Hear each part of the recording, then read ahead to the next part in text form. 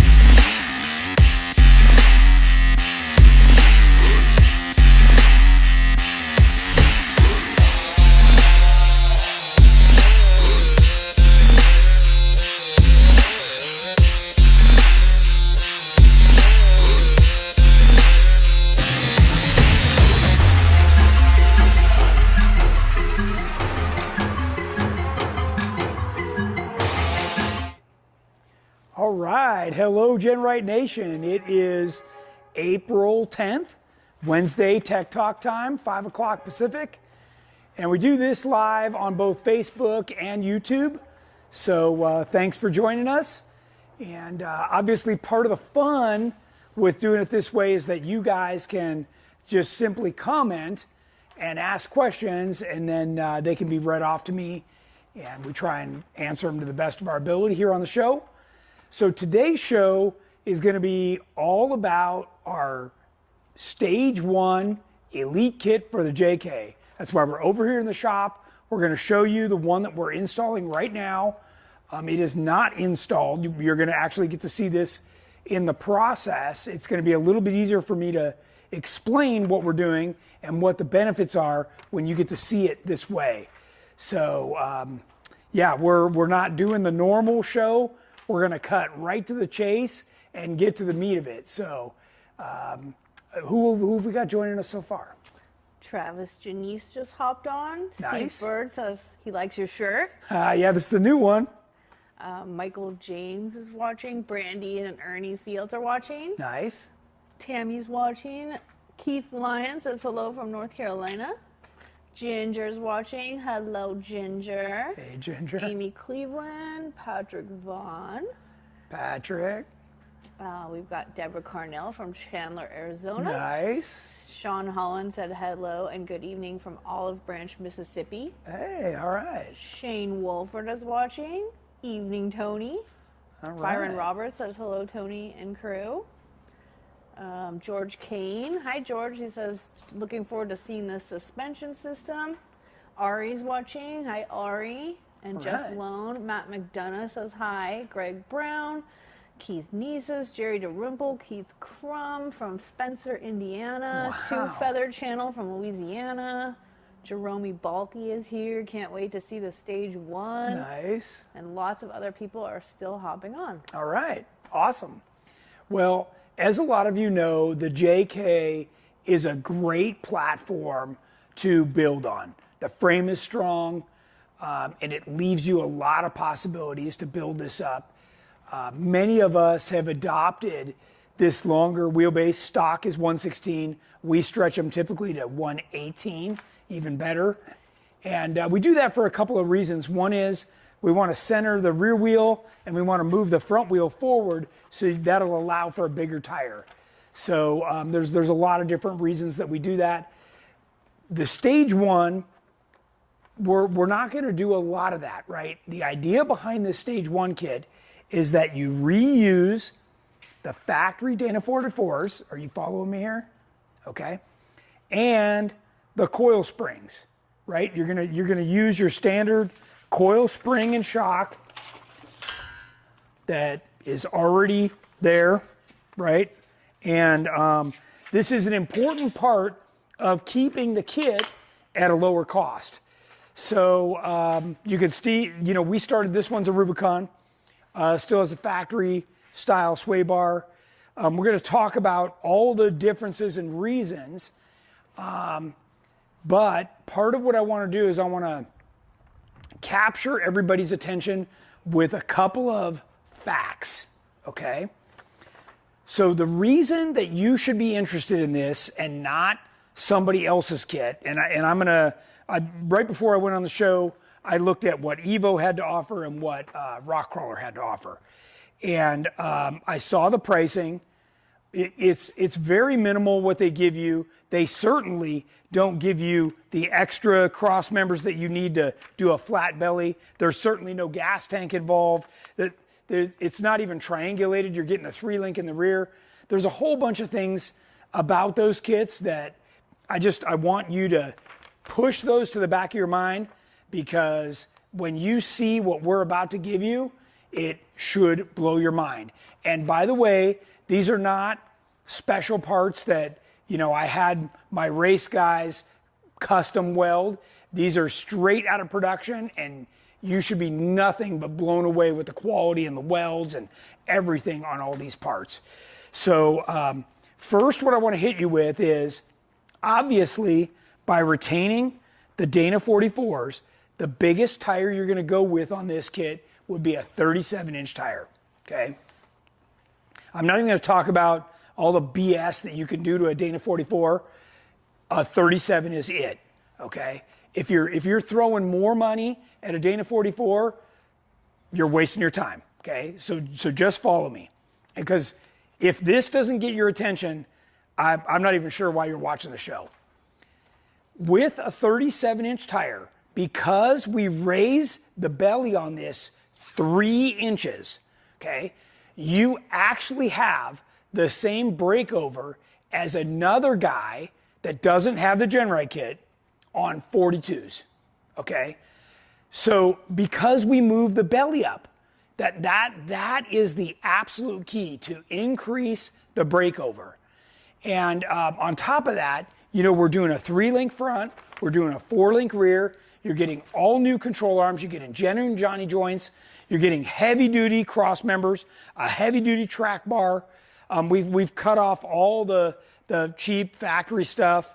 And I'm going to get into all this. And look at all the stuff we unbolted that you can turn around and sell, okay?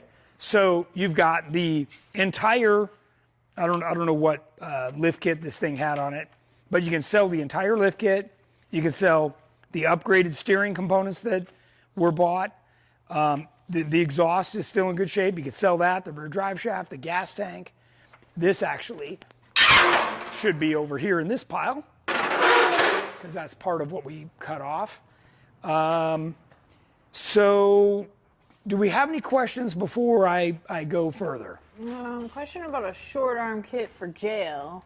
Johnny Macias said, I don't see lift anymore on the site, but I was wondering, do I need anti-rock if I have Rubicon? I saw it was part of the kit, but I didn't think I needed it. 2020 Eco Diesel. So the problem with the factory Rubicon sway bar is that it turns on if you go over, I can't remember if it's 25 or 30 miles an hour.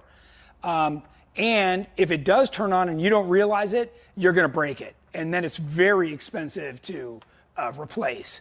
So my recommendation is you just take that off, sell it. It's worth money because some other joker broke theirs, and do the anti-rocks.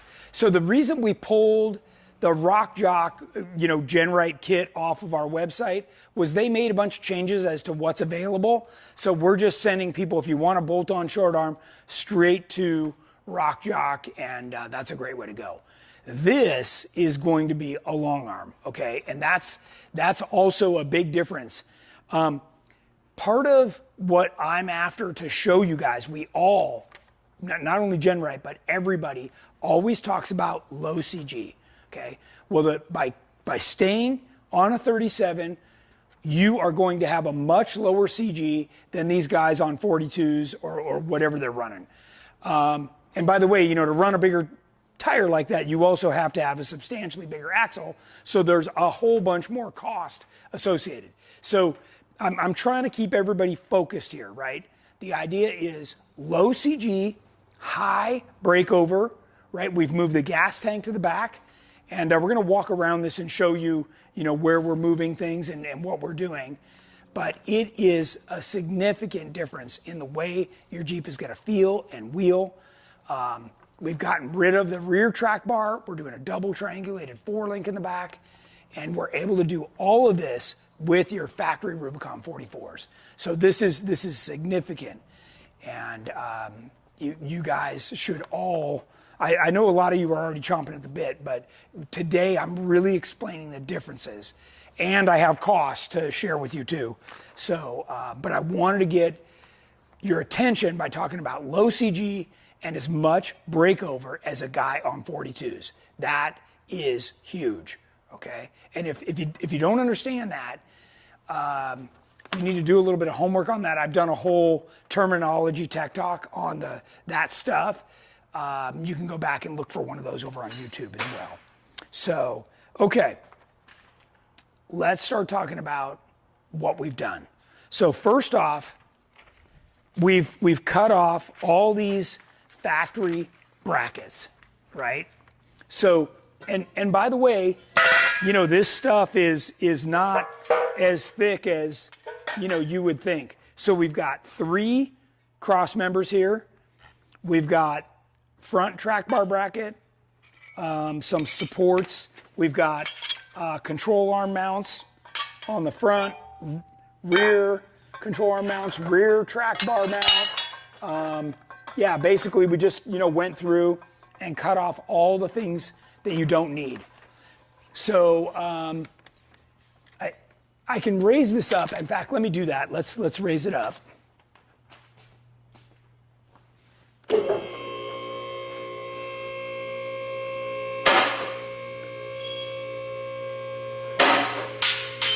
Now this whole thing can be done in your garage on jack stands. If your Dana 44 is already trussed, do you need to remove the trusses? Say that again? If your axle's already trussed, do you need to remove them first? You might have to. Now remember, the idea behind this is that you're going to be keeping your whatever kit you have on there, springs, shocks, bump stops, right? You're gonna keep all that stuff. Okay, so if your kit currently, all that works with your front axle that you've already got, then chances are you can still reuse it. We're also changing the steering. We're going to a true high steer. You're going to get reed knuckles. You're going to get our chromoly, tie rod, and drag link, all with the top of the line FK Heims. This is significantly different. So let's. You can't really see under here, can you? Like right here. Where we cut stuff off? Maybe a little. Just a little bit. Yeah. So this is where the factory, control arm mounts were. And you guys have all heard me say, like, look, there's only so much you can do with all the factory mounts, right? They were designed for, a 32-inch tall tire on a Jeep. And once you start adding capability, whether it's bigger shocks or a higher lift or any of these things, you're going beyond the limits of what those factory brackets were designed for. Okay, you gotta own that, understand it. That's the way it is. Question? Sure. Keith from Illinois, I have a 2015 Sport JKU with an Arctic full belly skid. Would I still be able to use it with a stage 1? No. Because you're going to have our skid plate. That's okay. So focus the camera on me for a second. The Artec skid plate drops down from the frame 3 inches. In fact, it's even further because they have to allow a certain amount of distance for the skid plates. It's probably 3 1/4 or 3 1/2 inches. This skid plate is going to be right on the bottom of the frame. You're going to gain over 3 inches of ground clearance right in the middle. Sell that, I don't want to call it stupid, sell that Artec thing to some other guy that doesn't know the difference, because as soon as he realizes what is possible with our kit, then all of that stuff is going to have a lot less value. This is 3/8 inch thick belly skid plate right here. That covers the entire belly. And we do have an optional engine skid that can go on here too. So that's, I didn't include options in what we're talking about today, okay? So the problem is that as you start talking options, you can talk yourself all the way into our full elite kit, okay? So the idea behind this was this gives somebody who has a little bit of capability, because we're giving you pre-welded sub-assemblies. Can you see these down here? Mm-hmm. So this is the rear 4-link right here and the front 3-link right here. And these are all pre-welded sub-assemblies. And it's really easy, guys. This literally goes on the frame, and then the cross member just drops into it. And it is really nice. Like, I know you guys can't see, so it's a little bit tough, but this, you literally line this up in the hole right here and weld this in place. It's not difficult. And then, you install your cross member, but all of this stuff is pre-welded, and you're getting grade 8 hardware with unitorque nuts. This is, nobody else does this. Nobody. You always get crappy nylocks or lock washers. This is the stuff we run on our race cars. This is the good stuff. It comes standard with all this, all the right hardware, everything you need. So you're getting a double triangulated 4-link rear. Again, we're going to use the factory Dana 44 rear end and put a truss on it. So we've got our own bridge that goes on here, and this fits right over the factory Dana 44 housing. It's all been designed to do that. And then these plates come down and French all this in. So it's really strong, and it's a great way to go. Now, is it the best? Well, we're still using all the factory mounts on the rear axle, so it's not ideal. And we've already talked about coming up with stage 1.5 or 2.0, where you cut off these brackets because the brackets just aren't optimized and they're thin. So, if you really want to do something better, then you got to start cutting the brackets off. But here's the deal. We were trying to make this kit not only more affordable, but something that you could do on a weekend or two yourself. Okay? So far right now, with cutting everything off and doing a nice job, we've already installed the gas tank cover plate, which is the fuel pump access in the back, which by the way was this thing. That's what I was hauling around a second ago, was this. You cut this thing out of the back, and then that gives you room for up to a 25-gallon gas tank, which we have sitting back here on the floor. Okay, so you reuse your factory fuel pump, which has your sending unit, everything. You take it all out of your original gas tank that sat here on the side. It all goes in the rear. It reattaches to your entire evap system. You won't get any check engine lights. It's perfect. We've got this stuff perfected. Couple questions. Yep. Bo Parham, if you're working with a stock JK, what springs and shocks are you recommending? Okay. As part of this kit, we're not going to sell them, but we will recommend, either the JKS or we're going to pick a brand, like a 3-inch or 2.5 or 3-inch lift kit, spring and shock that we recommend, and just say, okay, you do something else, you're on your own, but yeah, we will recommend something. Okay. Matt McDonough asked, will you have optional rear bridges for other aftermarket axles, Pro Rock 60? So we guys, we offer everything. Apparently you haven't been to our website because we already offer everything, you know, for a 44, a 9-inch, a 60, a 14 bolt. Like we've got all kinds of stuff available already. Okay. So part of what I want to reinforce about this kit is these cross members here are not something that we special made for this stage 1. These are the full elite. These are 1/4 inch thick wall. All the brackets are either 1/4 inch thick or 3/16. By the way, this is over twice as thick as the crap that we cut off. Okay, and we're running bigger bolts and we're running genuine Johnny joints. This is really nice. Now, one of the things that needs to happen is because we lifted the whole belly up, we have to give you a brand new transmission cross member, or not only the cross member, which is this, but the mount itself. So we've made sure that we've got everything here to adapt all this stuff over. So very important that we're doing all that. Again, we're eliminating the track bar in the rear, which makes space for the gas tank. And then in the front, I want to show you guys, hopefully they can see this. Look at how thick the wall is on this track bar. This is the front track bar, and that is 1/4 inch thick chromoly. This is, and then what we do is we TIG weld on Johnny joint, and then this whole thing will go up here in the front.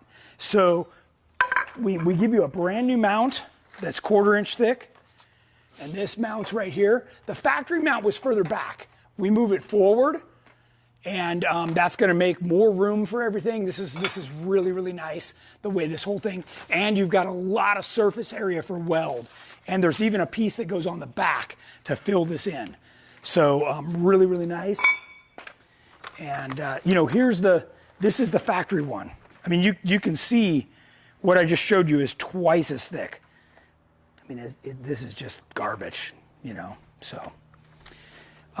Okay. Do you think other manufacturers are dropping the skid plate down a few inches to have optimal anti-squat numbers? No. What they're doing is, first off, they're not dropping it. It's the way it came from the factory. This is it right here. So, look, if I put this next to ours, this is what you got. Okay, and you can hear how tinny that sounds. This is solid. You know, this has got a lot of meat to it right here. And like I say, it's quarter wall. This is beefy stuff. So they do it because what they're trying to do is give you a giant rubberized transmission mount to make your vehicle smooth and soft going down the road. Remember, guys, most people don't do this stuff to their Jeep. If you're watching this show and you're thinking about this, you're like 1% of the public that buys these Jeeps. There's 6.7 million of these JKs out there. And most people are trying to do it on the cheap. They don't care. They don't understand. Whatever. They're misguided. I'm sorry about that. But we're showing you how to do it right.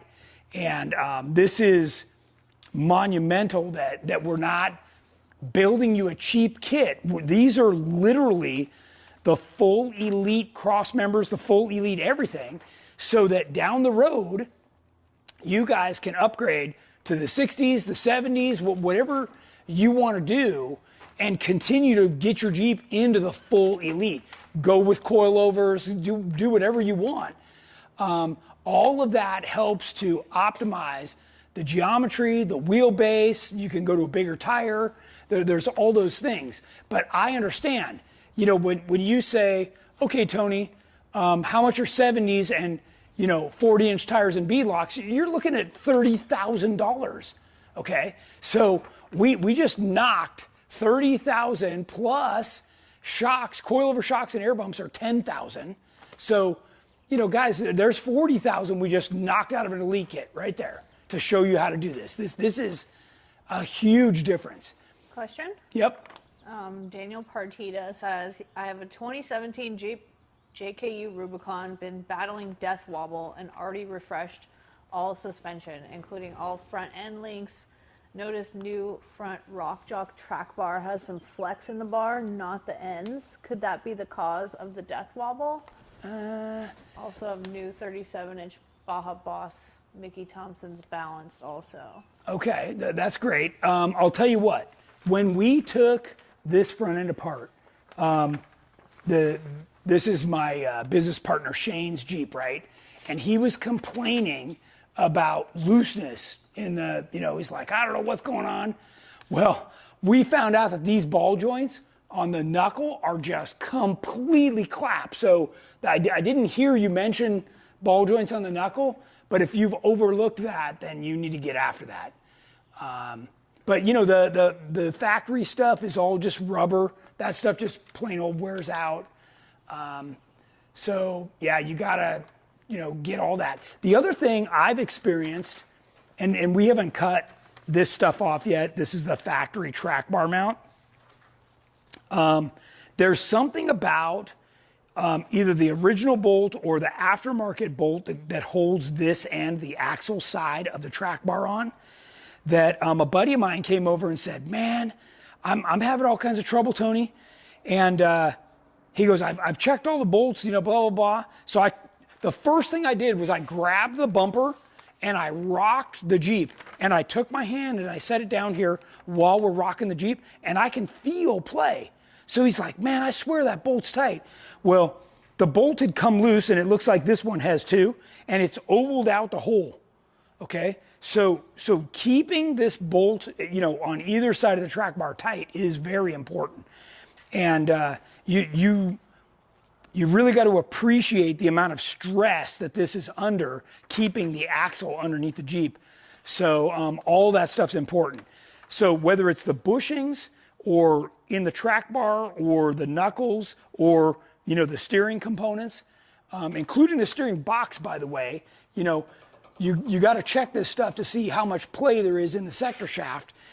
All of these things are important, and unless you've checked it all and really gotten after it. And by the way, I've said this before, if you have death wobble, what happens is unless you replace everything at the same time, which you should do, because if one thing is worn out, I guarantee you they're all worn out. And again, it's just one of those things with a Jeep, especially if you're doing a lot of off-roading, you're pushing these components way, way beyond where they were originally designed for. And that's going to wear them faster. If you've got a bigger tire, the wheel bearings go bad, the ball joints go bad. It's just the way it is. So you've really got to elevate your replacement routine. Question. Yep. Jeep Pope, can I install GenRight track bar design on a UD60 axle with a big bore PSC steering box? Okay. So our track bar is designed so that when the track bar connects to the axle, it is in the same position height-wise. So you can see right now, this is the new position on the knuckle for the drag link. Well, the track bar is much lower. So that's why these have orange tape on them. We're gonna cut these off, and it's going to get a new track bar that is repositioned so it's longer and it's higher to match this. That is the only way that our track bar would benefit anybody, is you've got to completely redo the frame side and the axle side to match the knuckle. Okay, 19 Clutch 69 asks, good one. Do you need more torque when switching to Dana's 60/70 axles? V8 mandatory? No, V8's not mandatory. In fact, several members of my staff still have the stock engines. When you go to the bigger axle to run bigger tires, so let's back way up. The moment you start changing tire size on whatever axle you have, you should be re-gearing.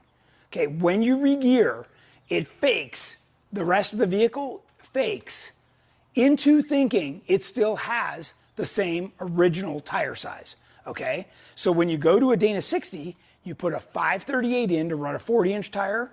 Well, the rest of the drivetrain thinks you're still on a 32 or a 33, okay? So we make up for it in the gearing. It's not about, now, you know, it's not going to be any race car with the stock engine, but you're going to be able to go the speed limit on the highway and stuff. You'll be fine, okay? Okay, Jeff Lone asked, for the front high steer, can you do that first as a stage 0.5, or does it only work with the front 3-link installed? Well, okay, so high steer, just like the gentleman that asked me about the track bar, high steer requires that this changes, okay? So, yes, you can't just do the steering. You have to do the steering and the track bar to match everything, okay? Okay. And I've done tech talks on this to show you guys, I mean, we've got other vehicles here, but to show you how the track bar and the drag link hide behind each other. They have to be the same length in the same plane, or you're gonna get nasty bump steer and cause all kinds of other trouble. But you're thinking the right way. Going to high steer, getting your tie rod at the same height as the tube on the axle. I mean, the way it's done factory, where the tie rod is the lowest thing, first off, tie rods are made out of cheesy, thin material. The moment you hit them, they bend. So then people go to aluminum ones. Well, all that does is mean it bends still. It's still in a bad spot. You spent a fortune for an aluminum one. Like, do it right. That's all I ever talk about, is doing it right. That's what GenRight is. Do it right the first time.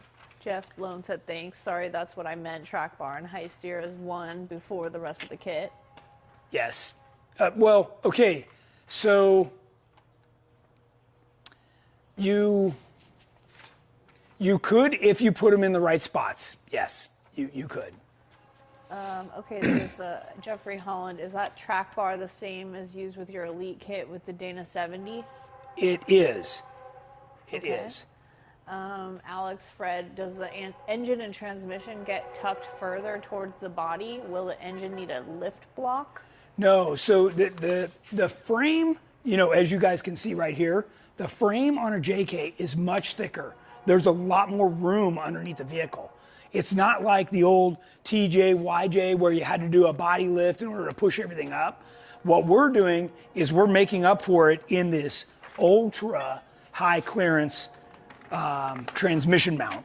So we took off that big nasty thing and we're doing this, which actually sits in front of the front cross member. So we're able to realign all this stuff and get it so it all still fits. Okay, does this kit work for a 2-door? Okay, no, I haven't even gotten there. That's a whole nother thing. Okay. Let's see. Black Stack said, have your JK Elite on a 2008 JKU has the AMW Hemi, has the front cross member that they sent you, but is lower down. What can I do to use your front cross member so I can run the flat belly? Has a 5-speed. Yeah, that's an interesting one. You might have to look at ways to get things moved up in that case, because you don't want to modify that cross member. I've seen people do it, and if you have to do it slightly, can you see right here? So say for instance, you know, you had to cut out a section, you'd have to replate it and beef it back up. You can't just, you know, this is, your entire suspension is on this, right? So every time you hit something, you know, all the force is being generated right into here. So if you weaken this structure, you're doing yourself a disservice. Then, if you land on something, right, if you make this thin, then it's going to just tweak. So all of the, again, the way we've designed it, this is exactly what I run on Terremoto. And, you know, this is proven that, you know, not only on the trail, but racing KOH, like this is I still have the original everything in there. So it's made it 11 years of really hard abuse. Can you please repeat what you said about the bump steer, the track bar? Yeah. Okay. So come back over to the front. And I guess you can't really lower down, can you? No. Okay. Can you lower the tripod? Maybe? Not easily. No. Okay. So the way it works is the track bar and the drag link have to be on the exact same level. Okay? So if you put on the high steer knuckle, well, you can see that now it's up here, because by the time it gets put in, it actually sits on top. So that's about a, I don't know, 2 or 3 inch difference right there, right? So this, what we're doing is cutting this off, and we're designing a new mount that's not only higher, but it's moved over, okay? Because what we want is a longer track bar. We want the drag link and the track bar to match in length. They have to be equal length. So this is too short. I don't like this. I want I mean, if I could get the track bar, way out here, I would. So we move it about 1 inch from there, and we put it in this position. So, yeah, again, next week's show, we can show you when this is cut off and the new bracket's on and what that looks like. The kit will be a lot more together. But I wanted to show you guys, what you're looking at in terms of things you got to cut off, and then the improvement on the new components. What, let's see, what exhaust system do you recommend with this? So the exhaust, what we're going to do is we're actually going to modify, you can see it right here. We use the stock exhaust, and we just cut the pipes and rotate them and turn them and reuse them, okay?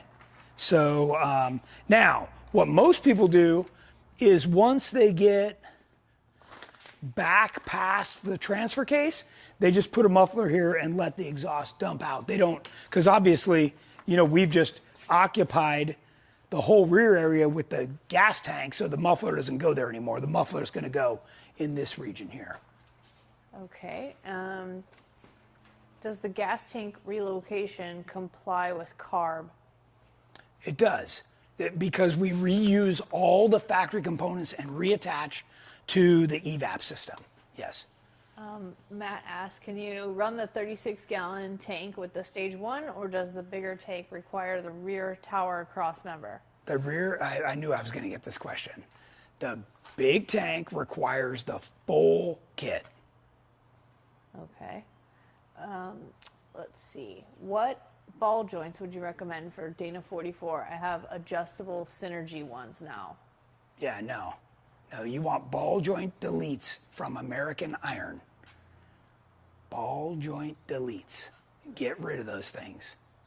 Remember, every time you press these things in and out, you're taking away material, right? They're serrated. So every time you push them in and out, the fit's going to get looser and looser. You need to do it one more time for the last time. Ball joint deletes. Okay, what axle set should I run? Want D60s with 10-inch or bigger R&P, high pinion rear, and 1550 U-joints. Curry 60 is 1480. Want elite suspension stage 1, JKUR, stock motor, stock axles, and 40-inch Baja Boss MT. So the only aftermarket axle I know of that offers that would be like the Dynatrack. And we make all the brackets to adapt that to our elite kit. Any chance of making an install video to help see how this all goes together? Not on this one. The first one, we don't take the time to do that. We do that on the second one. So, yeah. What is the modification to the exhaust system at stage 1 at the new cross member? Yeah, it's a matter of rotating things because they hang down. Again, that's also part of the reason that the factory has that low cross member, is because it gives them more room to do stuff like the exhaust, right? So by lifting everything up, we have less room, so we have to modify the exhaust. It's not a big deal, guys. We do this all the time. We just cut it, turn it, re-weld it, and put it in. Okay. Do you happen to know if the kit will work with Dana 60s with Kingpin Fusion 4x4? Okay, so if we're talking about the stage one, remember stage one is designed around the factory Dana 44s, okay? So once you start to go with a bigger axle, what happens is the housings are bigger, okay? That means the space is less. That changes the shape of the track bar. So if you're already on big axles, then you need to be considering our entire, what we're now calling stage 4 Elite Kit, which is our full Elite Kit with the coilovers, the whole 9 yards. What stage would you move to 40-inch tires? Well, okay. So what we're talking about now is, this is stage 1 with a factory 44. Stage 2 would be replacing all the brackets on your 44s to optimize the entire suspension system, which would also stretch the wheelbase a little bit. Stage 3 would be stepping up to some kind of aftermarket larger axles, okay? And stage 4 would be the whole thing with coilovers and the whole 9 yards. What's for dinner? I have no idea. I can tell you I had sushi for lunch. Paul, did Georgie ask, can a 68.5-inch axle Pro Rock 60 use a 3.0 coilover shock or 2.5-inch max? 2.5-inch max. So what's going to happen is you are 2 inches, an inch and a half more narrow than we recommend. So what's going to happen is you can compensate for that in wheel offset, right? You could get a, like a 3.5-inch backspace wheel instead of a 4.5-inch backspace wheel. But that messes up your scrub radius, right? It's not ideal. And when you articulate, that's going to get you further away. But I don't know that you could get a 3.0 in there. You'd have to try it, and cycle it and see if it works for you. Jeep TJ guy asked, do you have the different stages on your website where I can have something to go by, possibly a list of items to buy? Not yet. This is all part of the new direction I'm taking the company in 2024. So right now we do have what we call build levels on the website. And if you just go to the search box and type levels or build, that'll come up and you'll be able to find it. But this whole thing with the stage 1, this is all new stuff that we're developing, and hope to have it available here pretty quick. Do you have an Elite kit like this one for a JLU? I already have the Evo coilover front and rear, but having a hard time finding a good long arm kit. Love this one. Yeah, the JL is a unique situation. The frame, although it looks a lot like this one, is not this one. What they did was they made it thinner and higher carbon, so you can't weld to it. It just burns through. And honestly, anybody who's selling a lift kit for the factory JL frame is putting themselves, their company, in huge liability, because we're getting reports that these factory frames are cracking and breaking, and that's a really bad situation. So you want to talk about ruining your trip? That's not breaking an axle. That's your entire Jeep is broken in half. So could you possibly buy a GenRight JL frame without doing a full EXS kit on it? We've had people ask us about that, being able to reuse like the factory coils and springs. Here's what I always tell everybody. If you have an interest, enough of an interest, and you're willing to back it with a purchase, then you need to call in and talk to one of my sales guys and say, I want to be put on the list. If you make it like this, I will buy one. Okay, that's what it takes. Otherwise, this is just talk. You know, I might as well talk about how I'm going to fly to the moon because it ain't happening. Can you make narrow JK Highline fenders? Narrow, yes. Believe it or not, I can make anything, okay? But just like I just said about the suspension, if that's what you want, you need to call in and give my guys your name, phone number, email address, and say, the moment these are available, I want them, and I will make them. But right now, I don't have anybody calling for that, okay? So I got questions on Tech Talk, but you need to call in and be, I want them. I'm the guy. I will take them the moment they're available. Okay, Nick Wood said, doing a rear outboard coilovers on a JKU with Dynatrac 60s have universal shock towers. Should the shock be 90 degrees vertical over the axle at ride height, or should it have a lean forward or rearward? Okay, so first off, you should have bought our JK rear shock tower kit, not our universal kit, okay? Because there's a big difference in how that works. The universal kit was really designed for CJ, YJ, TJ, LJ people, okay? So on the CJ, YJ, TJ, LJ, what we do is we slant the towers back to make the vehicle think it has a longer wheelbase than it does. In a JK or a JL, you don't do that. They're already long enough, okay? So if you look at our Elite system, the shock towers come up and through right behind the back seat.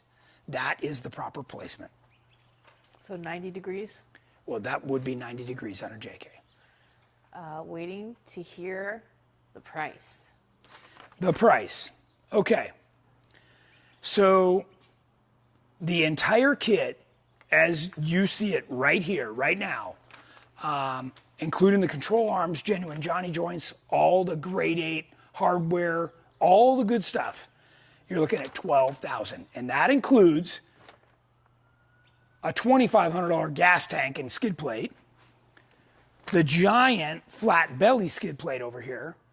That includes the reed knuckles that I don't even make, our chromoly high steer, the full chromoly high steer with all the FK Heims and everything, and all these cross members that are twice as thick as what you pulled out, okay? So here's the deal. If you compare that to other companies in the industry that make stuff, their kits start at either $5,500 or $7,000, okay? And they don't give you these heavy-duty cross members. You don't get a flat belly. You don't get double triangulated rear forelink. And they're not doing anything with the steering. So yeah, you can go those other routes, but I'm telling you that you're doing yourself a disservice. You must have missed the entire first part of what I said about this, that you would have on 37-inch tires, you would have the exact same breakover in the middle of your JK as another guy on 42s, okay? So you would sit that much lower, right? You're talking about 6 inches lower, right? I mean, it's a ton. Your vehicle would drive and handle unbelievably. You just have no idea how much better it would be. And everything is super heavy duty except your axles, right? The best you can do is go to the 37. Okay. Jeep TJ guy says, I'm being serious. How do I get my wife more interested in rock crawling? Well, you gotta, my suggestion is this. You gotta give her a good experience. And I know I heard Patrick Vaughn's name on here at the beginning of the show. So what Patrick did was he brought her out. She rode with me in my Jeep.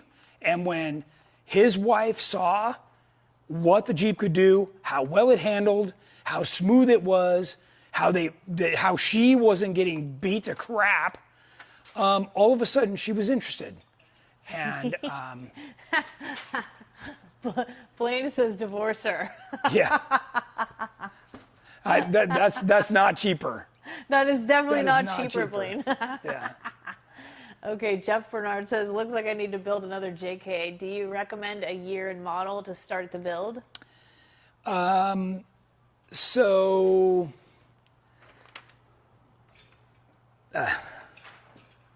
okay. It depends on what you want to do, okay?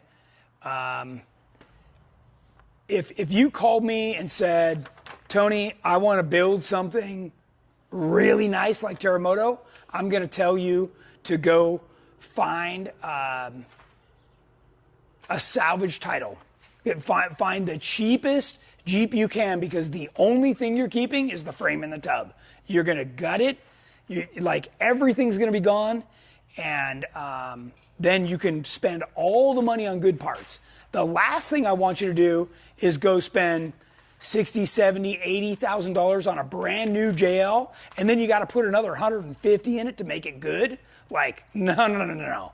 So look, you can still pick these Jeeps up, and if you say you want to do this, then I'm going to tell you find 2012 and newer, V6 automatic, low miles, Rubicon. Make sure you get a Rubicon, and then you're going to be set. You can do all this stuff we just talked about. Couple more questions. Sure. What is the estimated labor hours to install stage 1? Okay, so right now, we're 2 days in, right now. So if you were doing this in your garage, you'd be 2 days in. And that's the complete disassembly, sorting out the parts, so that we can sell them, cutting off the stuff, and grinding everything flat and nice so that we're ready to now mount this stuff. There's a question. So I'm gonna say, by the time this is done, you probably have another 3 days. So a week of labor, if you paid somebody to do it. Yeah. Okay, I missed the question. Bo Parham asked, by going to the new knuckles, what bolt pattern will it be? Can I go to a 5-on-5.5, or will I have to stay with 5-on-5? You still got to stay with until you go to a 60. This just takes, even though these are brand new knuckles, it just takes the same unit bearing hub in here. So does the stage 1 come with the body mounts, or are they separate? No, that's separate. You can upgrade those, yeah, of course, and that's I think it's $249 for the body mount kit, which is just a heavy duty body mount kit. It's not a body lift kit or anything. It's just a heavy duty kit. What size tank comes with the kit? So I originally built this around our 20-gallon gas tank, but nobody orders a 20-gallon anymore. They all want the 25-gallon. So I was just going to do the kit with the 25-gallon. Cool. I already have the reed knuckles. Will there be a subtraction for that from the cost? Yeah, there is. Okay. So, and by the way, I want to remind everybody that because we're doing this on a factory axle, we know all the lengths. So the track bar is pre-welded, right? In a regular Elite kit, you have to build some of this stuff yourself. In this kit, this will be pre-done. The steering will all be pre-welded. All these cross members are pre-welded, right? The gas tank is pre-assembled. We're doing as much of this for you to make it as easy as possible. But obviously there's a few things that have to be welded on the frame, okay? So if you go on to a full Elite kit, what parts would need to be changed? Yeah, you'd have to change the track bar, because the track bar and the steering would not be reusable on the bigger axles, because this is a much more narrow axle than our full axles. So, and then obviously, back here, you're putting these upper control arm mounts on a bridge that fits a 44. So you'd have to buy some new upper control arm mounts. By the way, those are only like $69, so that's no big deal. All this stuff in the middle here, same. You reuse all that. The skid plate, the gas tank, you can reuse all that as you go forward. Cool. Okay. Great questions. Why should I buy a Rubicon JKU? Because you want the 4-to-1 transfer case and you want the 44s with lockers already in them. These are significant stages that save you money. Yeah, the Sport comes with a Dana 30. Right? What's that? What does it come with, a Dana 30 if it's not a Rubicon? Yes, it's a front? 30. Yeah. Yeah. You know, right now this one here is a high pinion 44. That's a nice front axle. That'll, if you drive like, if you're not an asshat, if you drive like a normal guy, this front end will hold together for a long time on 37s. Jerome asked, if someone does the gas tank first, can they get the stage 1 without the gas tank? Yes. Yes, that's why I kind of separated some of this stuff out, because I knew that some customers might have already done the knuckles or might have already done the gas tank. Then you can just subtract those things out. Cool. So what we're going to do is we'll have the base kit, which will be the front and rear cross members, the transmission mount, the control arms, the Johnny joints, the front track bar, and all the hardware. Then the options will be the gas tank, the flat belly skid, and then the high steer with the knuckles. So that whole thing gets you to 12 grand. Will the stage 1 control arm links work for the full Elite kit? The full Elite kit, the front links are longer. So, you know, you can keep the Johnny joints, but you would just need the longer links to push the axle forward. Philip asked, do you bevel the edges on the brackets to weld to the frame? It depends. Some of the brackets, the way they overlap on the frame, it creates a nice corner that you can weld in, and you don't have to do that. That's part of the reason that we have pre-welded all these sub-assemblies, because we beveled all these, and we've made sure that these cross members are built properly. They're keyed together and they're beveled and then welded. Love it. Let's see. Hey, this is Mike Lee coming in late today. I have a 2020 Gladiator one, wondering if the plans for the Gladiator suspension is coming up soon for an Elite. No, it's still in the works because it's very similar to our EXS. Remember, when we say EXS for the JL and JT, that is Elite Extreme. And the reason it's the Elite Extreme is because it's the entire frame along with the Elite suspension. Now, our JL EXS is the next generation over the Elite that we made for the JK. By making our own frame, we were able to make that suspension bump another 1.5 inches deeper. And, or that allows the Jeep to sit 1.5 inches lower. So there's a lot of advantages to that entire system because we were able to optimize everything.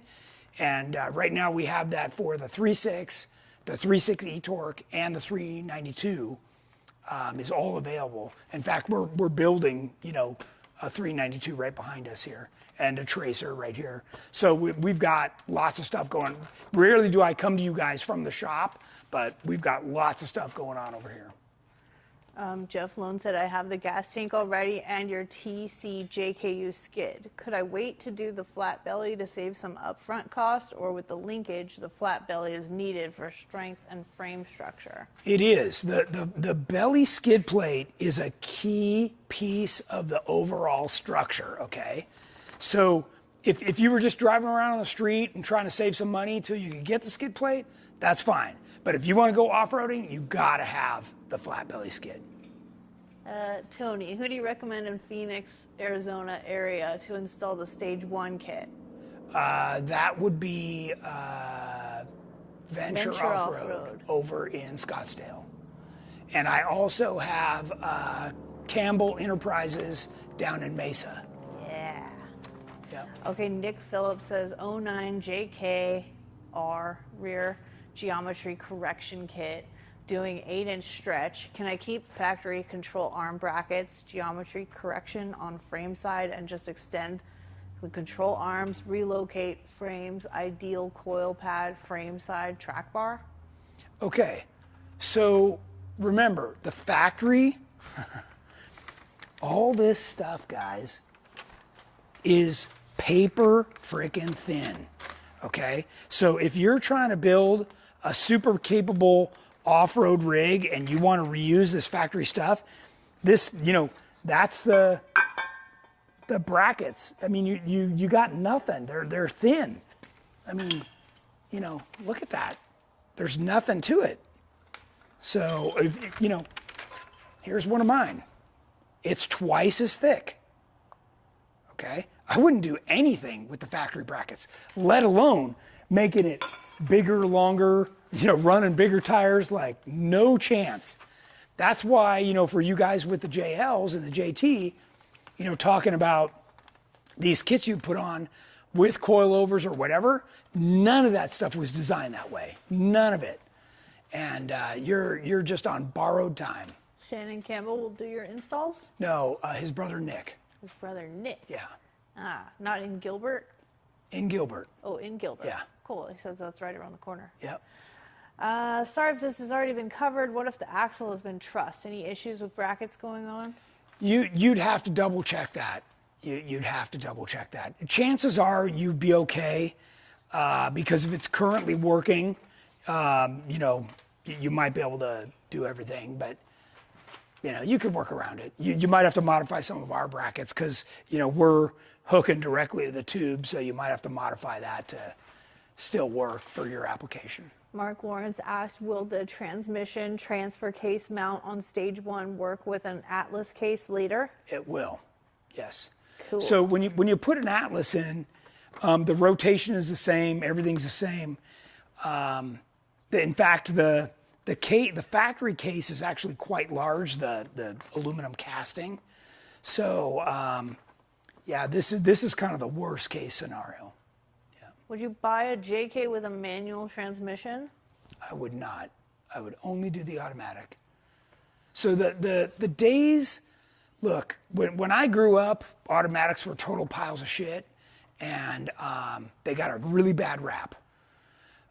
Nowadays, an automatic transmission is very good. They're efficient.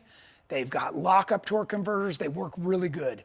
And in a JK, you have a regular automatic mode and you have a manual mode even with an automatic. So you can downshift, you can pick gears. There's no way. And an automatic, when you're off-road, will have distinct advantages. Not only to get you through something where you need to increase speed as you go, where with a manual, like if you're trying to make a hill climb, that to make that shift in a manual is probably unlikely. The other advantage to an automatic is when you get on an obstacle, the driveline never gets to relax, so you can actually keep all the tires right on the line that you want. When you push in the clutch on a manual, the suspension relaxes and typically something slides off and now you're in big trouble.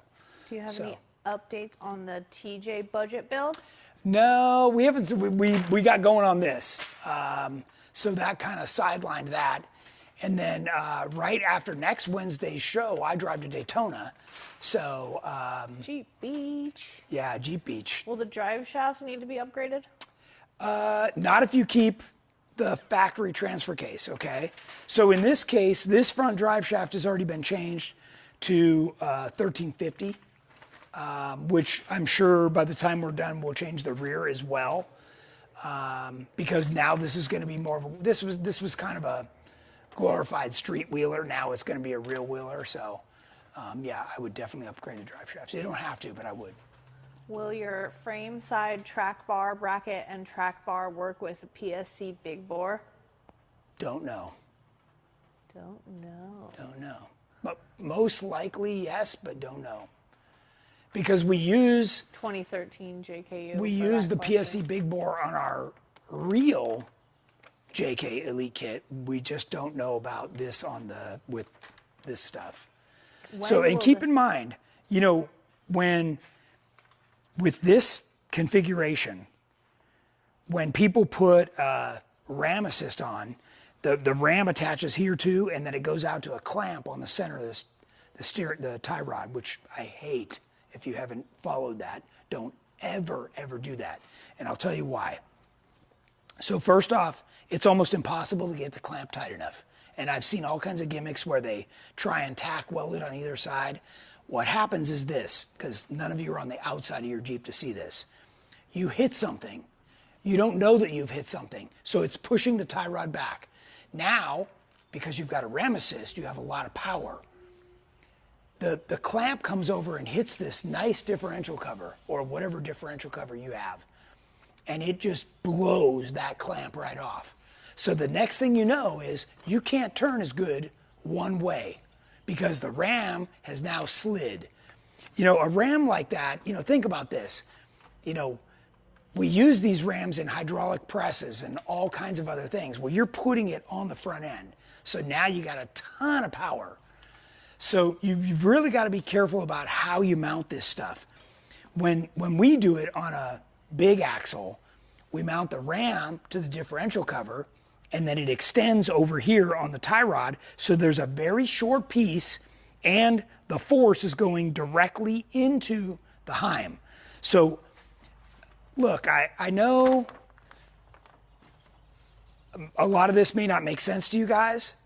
If you carefully go to our gallery and look at every single Jeep we build, you will never see one of those clamps. The only reason PSC sells it that way is because everybody wants to bolt stuff on.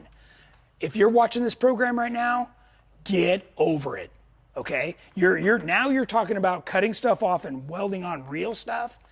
You guys, you're definitely at the point where I'm telling you, nobody else will tell you this. I'm telling you, get over it.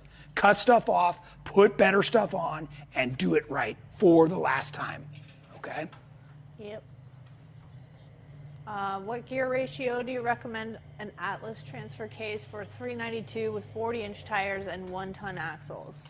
Well, factory's 4-to-1, right? So you're probably going to lean toward the 4-3 would be my guess, but you could do the 3.8. So either one would be fine. Gear ratio? Yes, that's in the transfer case. Yes. Okay. So you touched on this earlier in your show. My Dana 44 has a low-profile Arctic truss kit on the axle and gusseted on the C. Will this still work? You may have to modify some of our brackets to fit around the stuff that you have. Luke Wall says, big thanks to Keith Lyon. He helped me get my spring rate set up on my Legend suspension. It was perfect on our Moab trip. Nice. And Keith Lyon is saying factory universal joints are weak and should be upgraded. Factory, is he talking about on the drive shaft universal joints? Or on the axle shafts? We were talking about, I'm not sure. He can chime in. It was a little earlier. Yeah. Hi, Kayla. You just jumped on. Nice. Black Hills takeover. When's that happening? That is August, like something. 10th and 11th, I think. Yeah, it's a weekend. Okay, yeah, we're all caught up. Caught up? Oh, drive shafts, Keith said. Okay, yeah. Yeah, so the factory, you can pan over here. This is a factory CV joint. And if you've never looked underneath your Jeep, these have a rubber seal right here that keeps the grease inside this. If that rubber seal cracks, rips, breaks, what happens is it spits all the grease out, and I've seen that right there start the entire Jeep on fire. Because when the grease runs out, it starts making sparks, and God forbid it catches the gas tank or something else on fire, but I've seen many JKs burn to the ground. Oh, Robert Belomi asked, wanting to put factory mirrors on JKU GenRight aluminum doors. How did Tony mount his on Aftershock? Yeah, so what I did was the mirrors come with a long section, right, that's normally made to go all the way through a JK full door or half door. I cut those down, and I drilled and tapped them, and then, I put them on the door and then just used a bolt and a washer on the inside, and worked perfect. So really easy to do, real easy. Keith Crum asks, does the Curry 70 have stock bolt pattern, 5-on-5? 5 on 5.5. Okay. You can buy them that way from Curry. You cannot buy them that way from me. Everything from me is 5 on 5.5. Steve Vance says, stoked you're offering stages for the Elite. This will open the door for a lot of new owners. That's what I'm hoping. That's what I'm hoping. And yeah, it's a few more bucks than, you know, some of the other aftermarket companies building, but the advantages are tremendous. You know, flat belly, double triangulated, heavy duty bracketry. It's just so much better that somebody would easily realize the benefits of it the first time they took it out. Jeff Lone said, for my GenRight half doors, I use the Best Buy door cup. It allows you to keep the factory mirrors as is. Just need to measure and drill a hole. There you go. There you go. So that's a little cup on the inside that prevents you from having to cut off those 2 pegs that I was talking about that I drilled and tapped. And when you mentioned to JL frame being a liability, is the JT also having the same issue? Same. Yep. Yep. Okay.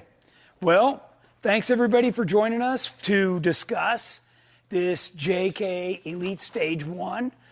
Thanks for all the questions. I appreciate everybody watching.